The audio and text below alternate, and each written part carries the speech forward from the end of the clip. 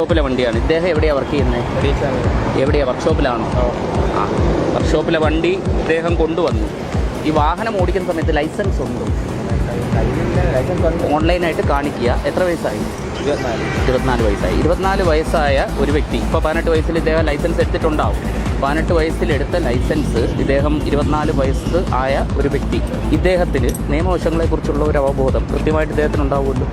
ഉണ്ടാവും. ആണോ? ഈ വാഹനം 2 വീലറാണ്. 2 വീലർ നമ്മുടെ റോഡിലൂടെ നമ്മൾ വാഹനം ഓടിക്കുന്ന സമയത്ത് നമ്മൾ ശ്രദ്ധിക്കേണ്ട ആദ്യത്തെ പ്രധാനപ്പെട്ട കാര്യമെന്താ? വാഹനം ഓടിക്കുന്നതിന് മുന്നേ നമ്മൾ ശ്രദ്ധിക്കേണ്ട പ്രധാനപ്പെട്ട നിയമവശം എന്താണ് എന്ന് പറയാവൂ? കേട്ടില്ല. അദ്ദേഹത്തിൻ്റെ ഇപ്പോഴത്തെ സ്ഥിതി എന്താ?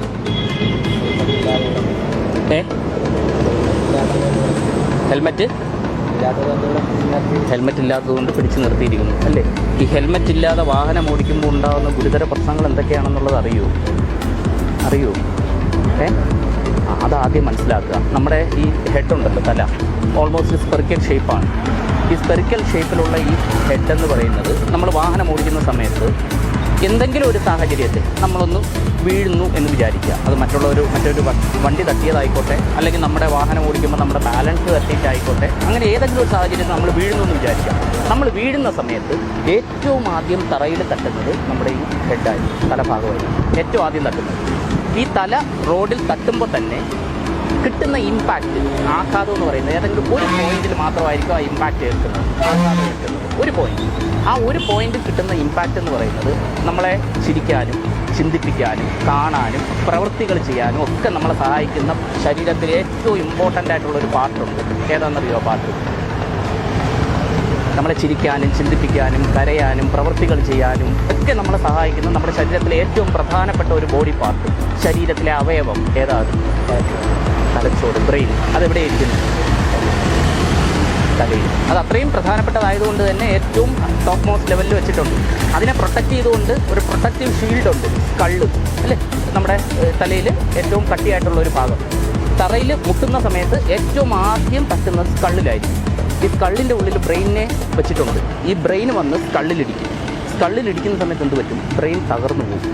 നമ്മുടെ ഈ മെഡിക്കൽ സാങ്കേതിക വിദ്യയൊക്കെ ഇത്രത്തോളം വളർന്നിട്ടും നമ്മുടെ ഈ ബ്രെയിൻ മാറ്റിവെക്കുന്ന ശസ്ത്രക്രിയയൊന്നും ഇതുവരെയും നമുക്ക് വിജയിപ്പിക്കാനായിട്ട് സാധിക്കും. അതുകൊണ്ട് തന്നെയാണ് ബ്രെയിൻ ഡെത്തുകൾ ഒരുപാട് സംഭവിച്ചുകൊണ്ടിരിക്കുന്നത്. ഒരു 60 കിലോമീറ്റർ വേഗതയിൽ നമ്മൾ വാഹനം ഓടിച്ചു പോകുന്ന സമയത്ത് നമ്മൾ ഏതെങ്കിലും ഒരു സാഹചര്യത്തിൽ വീഴാനുള്ള സാഹചര്യം ഉണ്ടായിക്കഴിഞ്ഞാൽ നമ്മൾ മരണപ്പെടാനുള്ള സാഹചര്യം എന്ന് പറയുന്നത് 85%. 15% ഉള്ളൂ നമ്മൾ ജീവിച്ചിരിക്കാനുള്ള സാധ്യത എന്ന് പറയുന്നത്. അത്രത്തോളം വലിയ ഒരു പ്രാധാന്യം കൽപ്പിക്കേണ്ട ഒരു വസ്തുവാണ് ഹെൽമെറ്റ് എന്ന് പറയുന്നത്. ഈ ഹെൽമെറ്റ് വയ്ക്കുമ്പോൾ എന്താ സംഭവിക്കുക? ഹെൽമെറ്റ് വെച്ചാൽ മാത്രം പോരാ, ചിൻ സ്ട്രാപ്പ് കൂടെ ഇടണം. ഈ ചിൻ സ്ട്രാപ്പ് കൂടെ ഇടുമ്പോൾ എന്താ സംഭവിക്കുക? നമ്മൾ തട്ടുന്ന സമയത്ത് ഈ ഹെൽമെറ്റിൽ നല്ല ക്വാളിറ്റിയുള്ള ISI മാർക്കുള്ള ഹെൽമെറ്റ് ആണെന്നുണ്ടെങ്കിൽ അതിൽ EPS ഫോം എന്ന് പറയുന്ന ഒരു ഫോമുണ്ട്, എക്സ്പാൻഡഡ് പോളിസ്റ്റിറൈൻ ഫോം എന്ന് പറയുന്ന ഫോം. ഈ ഫോം ചെയ്യുന്നത് നമുക്ക് കിട്ടുന്ന ഇമ്പാക്റ്റ്, ഇപ്പോൾ തലയിൽ ഇടിച്ചു എന്ന് വിചാരിക്കുക, ഹെൽമെറ്റ് വെച്ചിട്ടാണ് ഇടി കിട്ടുന്നതെന്നുണ്ടെങ്കിൽ ഈ ഏൽക്കുന്ന ഇമ്പാക്റ്റ് എന്ന് പറയുന്നത് എല്ലാ ഭാഗത്തേക്കും ഈക്വലി ഡിസിപ്പേറ്റ് ചെയ്യുന്നത്. അപ്പോൾ തട്ടുമ്പോൾ കിട്ടുന്ന ആഘാതം എന്ന് പറയുന്നത് ഒരു പോയിന്റിൽ മാത്രം നിൽക്കാതെ എല്ലാ ഭാഗത്തേക്കും ഈക്വലായിട്ട് അതെന്ത് ചെയ്യും? വിഘടിക്കും. അപ്പോൾ കിട്ടുന്ന ഇമ്പാക്റ്റ് എന്ന് പറയുന്നത് എന്തായിരിക്കും? കുറവായിരിക്കും. മനസ്സിലായോ? ഇതൊന്നും നമ്മൾ ലേണേഴ്സ് എടുക്കുന്ന സമയത്ത് ഒന്നും നമ്മൾ മനസ്സിലാക്കുന്നില്ല. പഠിക്കേണ്ട കാര്യമാണ്, പക്ഷെ നമ്മൾ എന്ത് ചെയ്യില്ല, മനസ്സിലാക്കാതെ പോകുന്നു. നമ്മൾ 2 വീലർ ഓടിക്കുന്ന സമയത്ത് ഹെൽമെറ്റ് ധരിക്കണം എന്ന ഒരു കാര്യം മാത്രം നമ്മൾ എന്ത് ചെയ്ത് പോകുന്നു? മനസ്സിലാക്കിക്കൊണ്ട് പോകുന്നു. അത് എന്തിന് എന്നുള്ള ഒരു കാര്യം നമ്മൾ മനസ്സിലാക്കിയാലേ അതിൻ്റെ പ്രാധാന്യത്തെ നമ്മൾ എന്ത് ചെയ്യാൻ പറ്റുള്ളൂ? മനസ്സിലാക്കാൻ പറ്റുള്ളൂ. അതാദ്യം മനസ്സിലാക്കുക, കേട്ടോ? ഇനി മേലിൽ ഹെൽമെറ്റ് ഇല്ലാതെ വാഹനം ഓടിക്കാൻ തയ്യാറാവരുത്.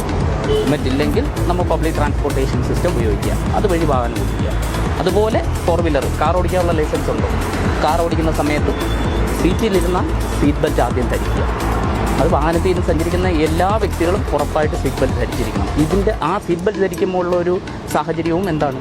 ധരിക്കാതെ പോകുമ്പോഴുള്ള സാഹചര്യവും ഇതിന് തുല്യമാണ്. ഒരു ബ്രേക്കിങ്ങോ അല്ലെങ്കിൽ ഒരു സഡൻ ബ്രേക്കിങ്ങോ അല്ലെങ്കിൽ ഒരു കൊളിഷനോ സംഭവിക്കുന്ന സമയത്ത് നമ്മൾ സീറ്റ് ബെൽറ്റ് ഇട്ടില്ലെങ്കിൽ നമ്മൾ തെറിച്ചു പോകും. വാഹനത്തിൻ്റെ വേഗത എത്രയാണോ അത്രയും വേഗതയിൽ തന്നെ വാഹനത്തിൻ്റെ ഉള്ളിലുള്ള ഇരിക്കുന്ന വ്യക്തികൾ സഞ്ചരിച്ചുകൊണ്ടിരിക്കുകയാണ്, ചലിച്ചുകൊണ്ടിരിക്കുകയാണ്. അപ്പോൾ നമ്മൾ ഒരു സഡൻ ബ്രേക്കിങ്ങോ ഒരു ഇമ്പാക്റ്റോ ഉണ്ടായാലും നമ്മൾ തെറിച്ച് പോകും. നമ്മൾ തെറിച്ച് പോകുമ്പോൾ ആദ്യം നമ്മുടെ തല എത്തുന്നത് ഒരു ഫ്രണ്ട് വിൻഷീൽഡ് ഗ്ലാസ്സിലോ എന്തിലെങ്കിലും ആയിരിക്കും. ശക്തമായിട്ടുള്ള ഒരു കൊളിഷൻ ഇമ്പാക്റ്റ് എന്ന് പറയുന്നത് നമ്മുടെ തലയെ തകർക്കുന്ന, തലയുടെ തട്ടി ബ്രെയിനിനെ തകർക്കുന്ന രീതിയിലുള്ള ഇമ്പാക്റ്റായിട്ട് മാറും. അതുകൊണ്ടാണ് സീറ്റ് ബെൽറ്റും വാഹനത്തിൽ ഇരുന്ന് സഞ്ചരിക്കുന്ന എല്ലാവരും ധരിക്കണമെന്ന് പറയുന്നത്. അതുകൊണ്ട് അത് ദയവ് ചെയ്ത് ഇനി വാഹനം ഓടിക്കുമ്പോൾ എന്ത് ചെയ്യുക, ഹെൽമെറ്റ് ധരിക്കുക, കാർ ഓടിക്കുമ്പോൾ സീറ്റ് ബെൽറ്റ് ധരിക്കുക, അതില്ലാതെ ഇറങ്ങരുത് കേട്ടോ. ഇതിനൊരു പിഴ ഉണ്ടാവും, അത് ഓൺലൈനായിട്ട് അടയ്ക്കുക കേട്ടോ.